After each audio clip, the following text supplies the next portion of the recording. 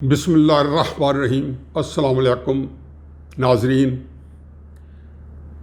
آج کا دن پاکستان کی تاریخ کا انتہائی اہم دن ہے۔ جو میرا زندگی کا جو حاصل کلام ہے، جو میری زندگی کا جو حاصل مطالعہ ہے، مجھے یہ تعین کرنے میں کوئی دشواری نہیں ہو رہی کہ نقطہ آغاز ہے پاکستان کے لیے ایک نئی تاریخ، ایک نئی جو منزل ہے یا نئی مشکلات ہیں ان کے تعین کرنے کا آج نقطہ آغاز ہے۔ اس سے پہلے کہ ہم اپنی جو موضوع پر گفتگو شروع کریں، گزارش میری ایک ہی ہے کہ چینل کو سبسکرائب ضرور کرائیں۔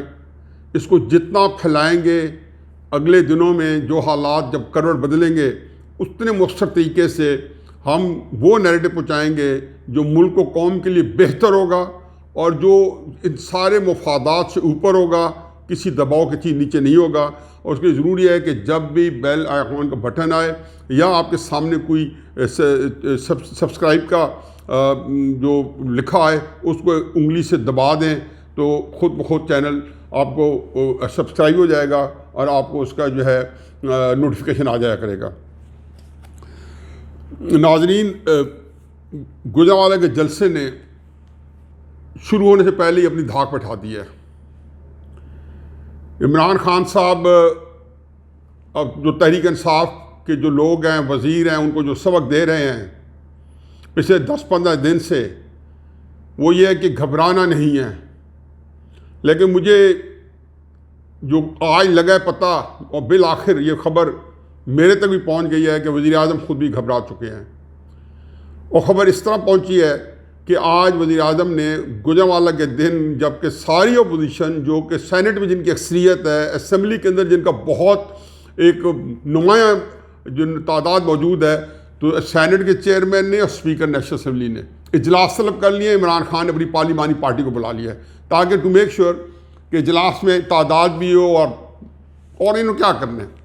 تو یہ وہ ٹیکٹکس ہیں، بھول جائیں اس کے کہ کنٹینر سے سارے راستے بند کیے جا رہے ہیں، کووڈ-19 کے نام پہ پرچے کیے جا رہے ہیں۔ مریم اورنگزیب کا بہترین بیان ہے کہ ہم کووڈ-19 اور کووڈ-18 جو کہ 25 جولائی کے الیکشن کی صورت میں RTS نے ہمارے پہ نازل کیا ہے، ایک رگڈ الیکشن نے، ایک دھاندلی والے الیکشن نافذ کیا ہے، اس کا معاوضہ کریں۔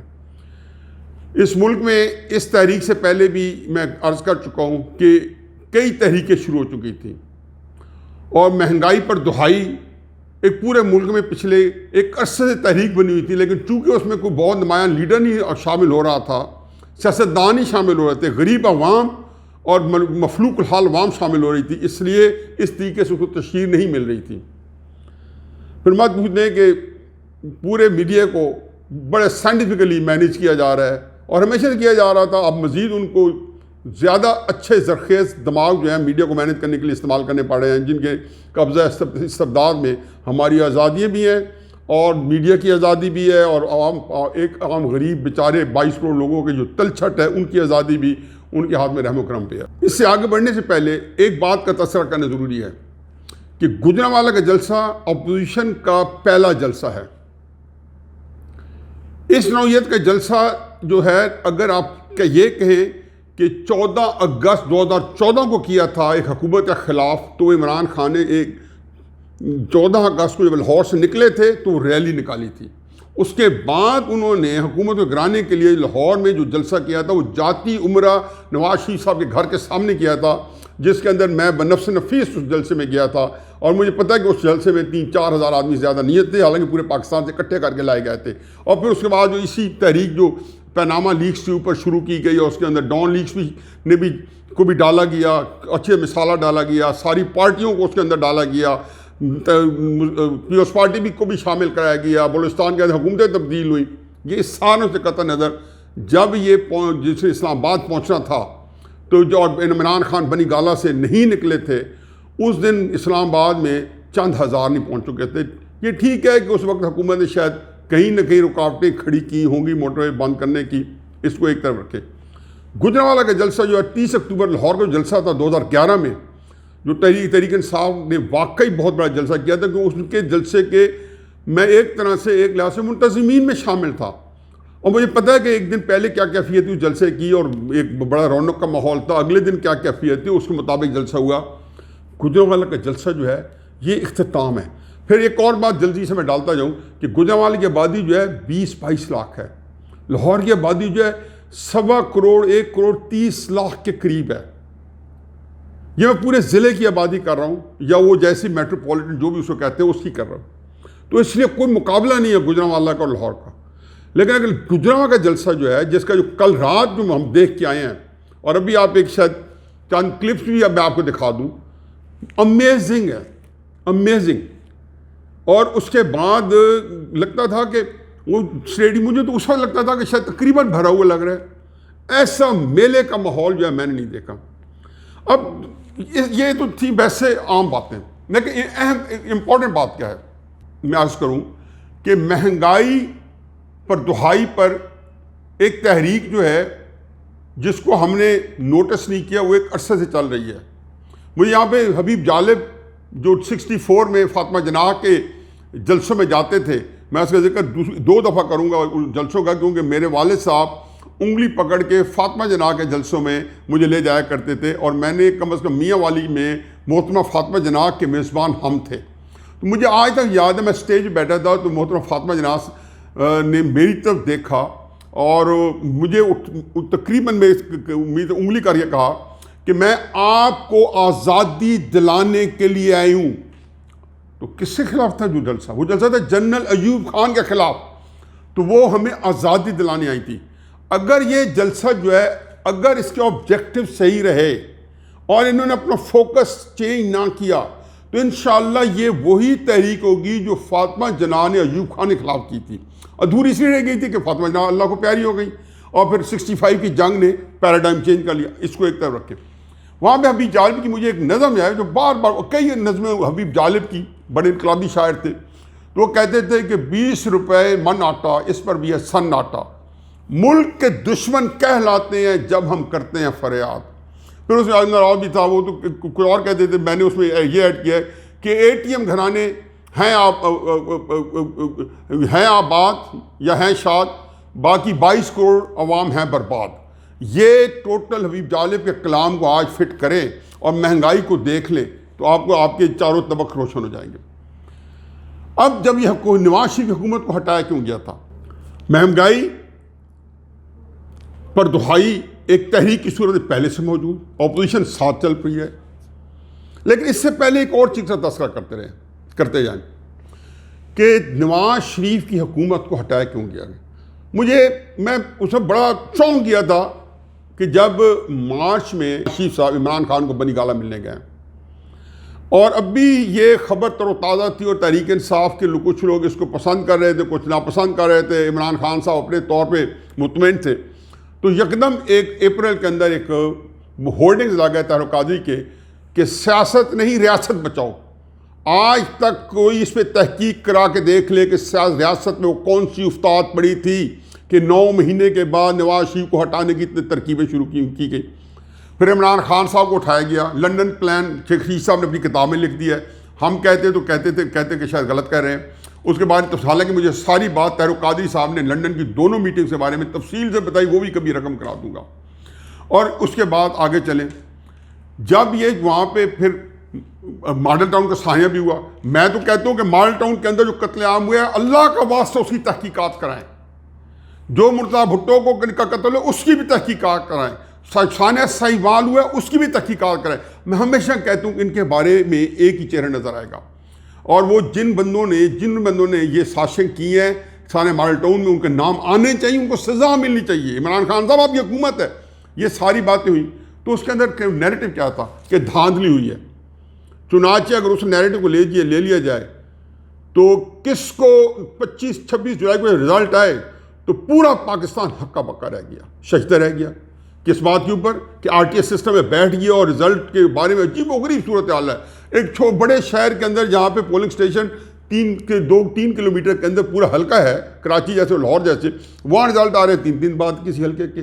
چھوٹے شہروں کے اندر جہاں پہ 150 کلومیٹر پہ تک پھیلا ہوا ہے حلقہ، ایک پورا کانسٹیٹوئنسی، وہاں پہ رزلٹ آ رہے ہیں جی شام کو 10-11 بجے 12، بڑی ایرٹک اس کو اس دھاندلی کے اوپر. اگر اسے موازنہ کرے تو 2018 کے الیکشن کی دھاندلی تو میرا نہیں خیال کہ اس کے اوپر کمنٹ کرنے کی ضرورت نہیں. پھر پیناما جب اس میں 2014 میں ناکام ہو گئے. انہوں نے پھر جو نواز شریف کو ہٹانا چاہتے تھے، جنرل ظہیر الاسلام صاحب کا بیان جو ہے نا، انہوں نے دیکھ کے اپنا کو پھنسا لیا ہے. ان باتوں کو نان ڈسکس کرائیں. اس کے بارے میں تو میں شاید ہوں بہت سی تاریخ کا پاکستان کا. چنانچہ یہ ماننے میں کوئی حرج نہیں ہے کہ ہم لوگ انوالو ہیں، کیونکہ ہمارے اپنے جو اداروں کے جو سربراہ، اداروں کے اندر اہم کام کرنے والے، آپریشن مڈ نائٹ جیکل جو ہے 1988 میں آئی جی آئی بنی تو کیا تھا، یہ ساری چیزیں موجود تھیں. آگے تو چنانچہ ایک جو تھا اس کے بعد 2016 میں پیناما کے اوپر دھاندلی شروع ہو گئی جی، کرپشن. تو چنانچہ نواز شریف نے الیکشن دھاندلی. پھر نواز شریف پہ الزام کی کرپشن کہ انہوں نے منی لانڈرنگ کی ہے 300 ارب کی. 1.8 ملین پاؤنڈ کا کیس تھا. انہوں نے آ کے قسم قرآن نے جا کے دنیا کے سامنے جھوٹ بولا اور کہا 300 ارب کا کیس ہی 1.8 ملین کا تھا کہ جس میں وہ ایون فیلڈ اپارٹمنٹ سے وقت لیے گئے تھے. وہ 300 ارب انہوں نے کیسے کنورٹ کیے، یہ ان کے لیے مسئلہ نہیں تھا کہ جھوٹ چلانا تھا. پھر مہنگائی کے اوپر عمران خان صاحب کے کلپ جو ہے میں اس میں کوشش کرتا ہوں کہ لگا دوں اپنی اس کے اندر. پھر اس کے بعد یہ ساری چیزیں جو ہے ڈان لیکس کا اوپر جس کو کہنا جی جلتی پہ تیل کا کام، یعنی کہ یہ ایسے لوازمات تھے کہ قرضے بڑھ چکے ہیں، ملکی قرضے بڑھ چکے ہیں، اکانومی جو ہے وہ کسی طرح خاص سمت میں جا رہی ہے، امپورٹس نہیں بڑھ رہی. سی پیک جو ہے وہ خطرے میں وجود میں ہے کیونکہ نواز شریف وغیرہ جو کرپشن کریں گے تو سی پیک چل نہیں پائے گا. اس کے اوپر چیز دیا گیا، نواز شریف کی حکومت ہٹا دی گئی. اب آ جائیں گے عمران خان صاحب کی حکومت ہمارے اوپر نافذ کر دی گئی. اور اس نافذ کرنے میں آج کرپشن کے بارے میں ٹرانسپیرنسی انٹرنیشنل کہتی ہے کہ ملک میں کرپشن جو ہے عام چھوٹے لیول سے لے کے بڑے لیول ڈبل ہو چکے ہیں. اے ٹی ایم مشین جو ہیں وہ شاد ہیں، عوام برباد ہے. کل ایک وزیر نے کہا ہے، کل وفاقی وزیر نے فواد چوہدری صاحب نے، کہ چینی اور آٹا کی ذمہ داری ہماری ہے. جب یہ چینی کا بحران آیا تھا تو جیو ٹی وی میں نے اپنے پروگرام میں کہا تھا کہ حضور آپ عثمان بزدار کا اور عمران خان صاحب کا 19 دنوں میں جب سبسڈی دی جا رہی ایکسپورٹ کی جا رہی تھی، ان کا فون فورینزک کرا لیں، آپ کو پتہ چل جائے کون ذمہ دار ہے. پھر جہانگیر ترین کو قربانی کا بکرا بنایا گیا. تحقیقات کی واجد ضیاء نے، مشہور ہے زمانہ واجد ضیاء، ظاہر تحقیقات انہیں کرنی تھی، انہوں نے وہی پہلی رپورٹ دی جس کو وزیر اعظم صاحب تلملا گیا کہ اس رپورٹ کے اندر تو وزیر اعظم صاحب، اسد عمر صاحب، رزاق داؤد صاحب، عثمان بزدار صاحب تھے. جہانگیر ترین کا تو نام ہی نہیں آتا تھا. چنانچہ رپورٹ چینج کی گئی، یہ جرمانہ کام کیا گیا تو انہوں نے کہا جی قربانی تو دینا ہوگی. تو عمران خان صاحب نے کہا کہ جہانگیر ترین کی دے دو. میں نے اپنے ٹی وی پروگرام میں کہا تھا کہ عمران خان صاحب آسمانی آواز یہ ہے کہ وہ یہ ساری جے ڈی بنی تھی کہ تم عثمان بزدار کی قربانی دو، کسی بڑی چیز سے قربانی دو. تم آ کے چھوٹی سی مرغی کی قربانی دے رہے ہو، جہانگیر ترین کو تم جو ہے اسکیپ بورڈ بنا رہے ہو. چنانچہ آج کل فواد چوہدری صاحب نے کہہ دیا کہ پوری کیبنٹ مجرم جرم میں شریک تھی. چنانچہ یہ بھی طے ہوا کہ کرپشن کے اندر سارے ریکارڈ قائم کر گئے.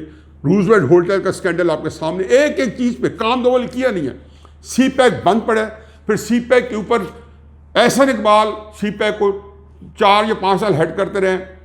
اس کو دیکھ لے کہ کتنا اس سے کام کیا. آپ کو 13,000 وولٹ بجلی دے دی، سڑکوں کے جال بچ گئے، میگا پروجیکٹ لاہور تبدیل ہو گیا، میاں والی کے اندر 90 کلومیٹر کی سڑک بن گئی. کیا کیا کام نہیں ہوئے جس کو کہنا چاہیے. یا میاں والی سے لے کے عیسیٰ خیل تک سڑک ٹوٹی سڑک پڑی تھی، وہ نئی سڑک بن گئی. اس سارے اس دوران کے اندر بہت بڑے بڑے کام ہوئے ہر شہر کے اندر. راول پنڈی کے اندر ڈیولپمنٹس، جس کو کہ میٹروز چل گئی ملتان میں، راول پنڈی میں، اسلام آباد میں، لاہور میں. اب یہ سارے کام ہوئے، اس میں کام بھی کوئی نہیں ہوا، کرپشن بڑھ گئی، ملکی قرضے ڈبل ہو گئے. 5.8% پہ چھوڑ کے گئے تھے ساگدار صاحب جو گروتھ آف اکانومی ہے، جو اس کے شرح نمو کہتے ہیں جس کو، یہاں کے منفی میں آ گئی. اور اس کے بعد ڈان لیگ سے مقابلے میں یہ ایران کے اندر فنما کے آ گئے کہ ہم اس کو ہاربر کر رہے تھے، ہم نے پالے ہوئے تھے دہشت گرد جو آپ کے ملک میں دہشت گردی کر رہے تھے. تو یہ ڈان لیگ سے اس کو بھی کسی دن ایویلویٹ کر لیں. تو اب چوائس کیا تھی؟ چنانچہ اس سارے بیانیے کے اوپر چوائس تو یہی تھی کہ پہلے دن سے اپوزیشن جو ہے وہ ہم ٹھوک کے سامنے آتی. مجھے نہیں معلوم، لیکن آج مجھے کہنے میں کوئی قباحت نہیں کہ اپوزیشن نے این آر او دیا، اور opposition N R O Imran Khan کو نہیں دیا، اپوزیشن نے این آر او اسٹیبلشمنٹ کو دیا، کیونکہ 2014 میں بھی عمران خان کھٹ پتلی تھے. اور اس کے بارے میں شجاع نواز کی کتاب پڑھ لیں، ان کے فون کالز پہ دیکھ لیں، آج تک جو کچھ ہمارے سامنے ہے یہی سے بات ایک ہی سامنے آئی ہے کہ اس وقت کے لوگوں نے کس طریقے سے کورس کیا. پھر آپ یہ سوچیں کہ عمران خان صاحب نے 2014 میں عمران خان صاحب نے کس کے اشارے پہ ٹی وی پہ پارلیمنٹ پہ حملہ کیا. اگر وہ اس وقت مجھے ایک بڑے اہم آدمی بتایا کہ اگر ان کے پاس 5000 آدمی ہوتے تو یہ وزیر اعظم ہاؤس پہ قبضہ کر لیتے. تو وہ اہم آدمی جو کہ اس وقت ایک خاص جگہ پہ اس کی سرکاری حیثیت تھی، تو میں نے کہا مجھے یہ بتائیں کہ اگر قبضہ کر لیتے اور نواز شریف کو باہر قتل کر دیتے، باہر نکال کے پھینک دیتے، وہ ملک کس قسم کا تھا میں دیکھنا چاہتا ہوں. آپ کو ایک کر گزرنا تھا، بندے آپ کے پاس تو 5000 سادہ لباسوں میں بھیج دیتے، لیکن کر گزرتے میں اس ملک کو بھی دیکھنا چاہتا ہوں. یہ ساری چیزیں ہو چکی. پھر اس کے بعد جب 2019 آیا تو آرمی چیف صاحب نے مختلف لوگوں کو بلایا، بزنس مین کو بلایا، سیاستدانوں کو بلایا. کل ہی ایک ملاقات کا اعتراف جو ہے کیا خاقان عباسی صاحب نے کہ مفتہ اسماعیل میں اور خواجہ سے ملنے گئے تو اس کے ملک کی اکانومی کے بارے میں وہ فکر مند تھے. یہی بات مجھے کہا بزنس مین ساتھیوں نے بتائی کہ وہ فکر مند تھے. تو یہ جن آپ نے سی پیک آپ کا بند پڑا ہے، اکانومی میں فکر مند ہے، شرح نمو آپ کی نیچے جا رہی ہے، بربادی کی طرف کا سفر جو اتنی تیزی سے کیا ہے، اوپر سے اپوزیشن کی تحریک. تو یہ این آر او جو ہے گو کہ میں سے بڑا نالا تھا کہ اپوزیشن نے یا نواز شریف صاحب نے یا شہباز شریف صاحب نے کیوں دیا ہے. لیکن میں ایک بات آخری جو کہ اس سے وائنڈ اپ کرتا ہوں کہ مجھے اس بات میں صرف ایک ہی آسودگی ملی ہے کہ یہ این آر او اگر نہ دیتے تو آج جو الابائی تھی، جو چیزوں نے ثابت کیا کہ یہ ان بندوں نے اسی طرح ڈیزاسٹر کیا جہاں 70 سال پاکستان کا کھلواڑ ہوتا رہا، وہی کھلواڑ ہوا، اسی طرح کیا اور وہی نتیجہ نکلا جو نتیجہ ہم پچھلے 7 8 10 دفعہ اس ملک کی چھوٹی 70 71 سالہ تاریخ میں 72 73 سالہ تاریخ میں ہم 7 8 دفعہ دیکھ چکے ہیں. چنانچہ جب یہاں تک پہنچا کہ یہ ساری چیزیں ان کی فکر مندی سامنے آ گئی 2019 کے اندر کہ یہ فکر مندی ہے، تو اور یہ بھی ثابت ہو گیا کہ جی نواز شریف صاحب نے جو این آر او دیا، یہ میں ان کے زیرت اور ان کی جس کو کہنا چاہیے کہ گنجائش نکالنے کی استطاعت جو ہے اس کو میں اب اپریشیٹ کرتا ہوں. میں خلاف تھا کہ آپ این آر او نہ دیں، لیکن سیاسی جماعتوں نے، پیپلز پارٹی نے خصوصاً اور مسلم نون نے این آر او دیا، وردی پہ ووٹ دیے. انہوں نے کہا جو آپ کر لیں، ایک دفعہ آپ اپنا بنائے ہوئے شاہکار دیکھ لیں، ایک دفعہ آپ اپنے بنائے ہوئے شاہکار دیکھ لیں، پوری طرح انجوائے کریں. دیکھیں 22 کروڑ ملک کے اوپر 22 کروڑ کے لوگوں کے ملک پر کیا بیتتی ہے اس کو ایک طرح مت کریں، آپ انجوائے کریں. 3 سلوشن حل میں نے بتائے تھے، آخری بات ہے 3 حل بتائے. اس سے پہلے ایک بات میں ضرور کہوں گا کہ آج مریم نواز صاحبہ کو فراخ دلی سے اپنے جلسے میں فضل الرحمان صاحب کی معافی مانگنی ہوگی کہ ہم نے جو اور 2 سال اسٹیبلشمنٹ کو این آر او دیا ہے، یہ ہماری غلطی تھی، لیکن یہ ایسی غلطی تھی کہ ہمیں ضرور کرنی چاہیے تھی. لیکن اس کے باوجود آپ سے ہم معذرت چاہتے ہیں کہ آپ کا موقع مانا جاتا تو ملک بربادی تک یہاں نہ پہنچتا. یہ ٹھیک ہے کہ ایک موومنٹ نے بھی اس ملک کو مزید خراب کرنا ہے، لیکن یہ خراب اس وقت کرنا ہے جب اس موومنٹ کے بارے میں گورنمنٹ کا اور اسٹیبلشمنٹ کا رویہ جو ہے وہ سامنے آئے گا. تو اس سلسلے میں نے 3 حل بتائے تھے. ایک حل میں نے یہ بتایا تھا کہ حکومت اسٹیبلشمنٹ ایک پیج پہ اس کو کریش کریں یا اس کو کھلا چھوڑیں موومنٹ کو، تحریک کو، لیکن الٹیمیٹ یہ آبجیکٹو ہو کہ جو بھی طریقہ کار کیا جائے یہ اپنی موت آپ مر جائے. اگر کھلا چھوڑا ہو سکتا ہے لوگوں کی دلچسپی نہ ہو تو یہ اپنی موت آپ مر جائے، یا اگر یہ لوگوں کی دلچسپی اور لوگوں کا جوش و خروش ولولہ جو میں کل دیکھ کے آیا ہوں 7ویں آسمان کو ٹچ کرے تو پھر اس کو کرش کریں. اس کے اندر میں نے کہا تھا کہ اگر کامیاب ہو گئے تو اپوزیشن کرش ہو گئی، آپ کو 100 سال کا اقتدار مل گیا، اور دوسری صورت میں اور عمران خان صاحب کے ساتھ آپ مزید اللہ سے دعا ان کی طوالت عمر کی دعا کریں۔ دوسری صورت یہ ہے کہ اسٹیبلشمنٹ جو ہے ان دونوں پارٹی سے اوپر اٹھ کے وہی رول ادا کرے جو پچھلے 70-72 سال سے کر رہی ہے، کہ ہر دفعہ قومی سلامتی کے وسیع تر مفادات کے تحت ایک دفعہ پھر انٹروین کر کے اور گریوینسز ایڈریس کرے۔ اور قرآن کی آیت میں نے پڑھی تھی کہ جب دو گروہ میں اس طرح کی کیفیت پیدا ہوئی مسلمانوں کے، تو اس کے لیے دونوں کو تسلیم کرنے ہوگا کہ دو گروہ ہیں، تسلیم کر کے ان میں انصاف کے اوپر جن کے ساتھ زیادتی ہوئی ہے اس کا ازالہ کرو، اور اس کے اوپر جو بھی فیصلہ کرو، دونوں کو ایگری کرنا چاہیے۔ اور یہ باعث ہوئی ہے جو پاکستان کی بقا کے لیے ضروری تھا۔ اور تیسرا یہ ہے کہ دونوں کے اندر مزید لڑوایا جائے، اور اس لڑوانے کے اندر مارشل جو 1970 میں جنرل ضیاء الحق صاحب کا فارمولہ تھا کہ اس میں سے مارشل لا کی گنجائش نکالی جائے۔ گوجرانوالہ کے جلسے کے سے پہلے جو کرائن بتاتے ہیں، جو میرا خیال تھا کہ یہ جو پہلا میرا جو نمبر 2 فارمولہ تھا وہ اس کو ابھی تک سنجیدگی سے نہیں لیا گیا، یہاں تک میری اطلاعات ہیں۔ اور چنانچہ اسی کے عوض میں گوجرانوالہ کے جلسے کے بعد اپوزیشن کے پاس مزید گنجائش کم ہو جائے گی اگر انہوں نے آج اسٹیڈیم بھی بھر دیا اور اتنے بندے اگر باہر بھی پہنچ گئے، جو کہ جس میں اب کوئی مجھے شک نہیں کہ وہ بھر چکے گا۔ چنانچہ وہ تو دوسرا فارمولہ نمبر 2 جو ہے اس کی گنجائش ختم ہو گئی۔ اب جو میرے سامنے آیا ہے کہ جی بظاہر یوں لگتا ہے کہ فارمولہ 1 استعمال کر کے اس کی آڑ میں فارمولے 3 کو بروئے کار لایا جائے گا، اور اب مجھے اس میں کوئی شک نہیں ہے کہ یہ ملک جو ہے اس تصادم کے بعد جس کی آبیاری کی جا رہی ہے، یا جس کو ایک بڑے ٹیکنیکل طریقے سے سوشل میڈیا کے ذریعے اور باقی ذریعوں سے اس کو بڑھایا جا رہا ہے، تو اس کے بعد تیسرا فارمولہ جو ہے اس کی خود بخود گنجائش بن جائے گی۔ اب میرا آخری بات سن لیں، یہ ملک جو ہے تیسرے فارمولے کے عمل درآمد کے بعد یہ شیر کی سواری ہے، پھر اترا نہیں جائے گا، اور پھر اس کے بعد پاکستان جو ہے اس دفعہ کسی مارشل لا کا، کسی ماوائے آئین قدم کا متحمل نہیں ہو سکتا، کیونکہ بات بہت بڑھ گئی ہے، اور بات اس طرح بڑھ گئی ہے کہ یہ چیزیں اوپن ڈسکشن میں آ گئی ہیں ساری کی ساری، اور ان کے اوپر بحث جو پاکستانی قوم کبھی بھی مارشل لا لگنے کے بعد اپنے بیانیے سے کبھی پیچھے نہیں ہٹی۔ 58 کا سبق بھی یہی ہے، 77 کا سبق بھی یہی ہے، 68 کا سبق بھی یہی ہے، 77 کا سبق بھی یہی ہے، اور 1999 کا سبق بھی یہی ہے کہ قوم اپنے موقف سے پیچھے نہیں ہٹی۔ چنانچہ پھر دیوار پہ کنندہ ہے کہ مملکت خدا داد میں اگر ایسا قدم کیا گیا تو انا للہ و انا الیہ راجعون۔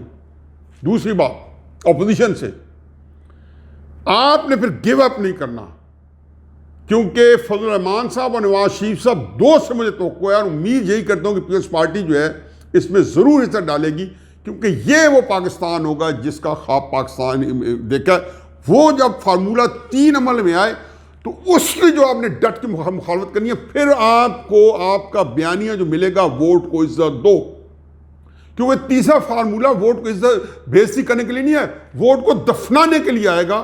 تو چنانچہ تیسرا فارمولہ جب سامنے آئے تو اسی دن اعلان کر دیں کہ یہ ہے ہمارا طبل جنگ، ہم اس ملک میں کسی ماورائے آئین کے مطابق کسی نے کوئی جرت کی تو یہ 22 کروڑ عوام جو ہے پہلے دن سے جو ہے، کیونکہ ان کو غصہ عمران خان پہ نہیں ہے، ان کا غصہ عمران خان کے لانے والوں پہ ہے، تو یہ گزارش اپوزیشن سے ہے کہ اس صورت میں ان کا لائے عمل یہ ہوگا۔ اور یہ آج کی مریم بی بی کی تقریر جو ہے وہ انہی پوائنٹس پہ وہ جہاں پہ فاطمہ جناح کی آزادی کا ریفرنس دیں، وہاں پہ وہ فضل الرحمان صاحب سے معافی مانگیں کہ ہم نے این آر او دیا ہے، لیکن اس این آر او کے اندر آج ہمارا ٹائم نواز شریف کا موقف صحیح ثابت ہوا کہ این آر او دینا ضروری تھا اسٹیبلشن کو۔ اور تیسری بات جو کہیں کہ کسی نے ہماری موومنٹ سے فائدہ اٹھا کے اس ووٹ کو دفنانے کی کوشش کی تو ہم اس کے اوپر خم ٹھوک کے آئیں گے، اس کے سامنے ہم خم ٹھوک کے کھڑے ہوں گے، وما علینا الا البلاغ۔